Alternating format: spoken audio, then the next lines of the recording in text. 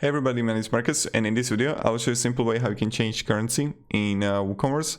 So let's start. The first thing you want to do is just be in simple Woocommerce, and now you want to click on settings, and in settings you just want to scroll down below, and you're gonna see here currency options, right? And then you can see currency here, and you can simply choose like euro, dollar, libra, Hungarian forint, so many things, rupee.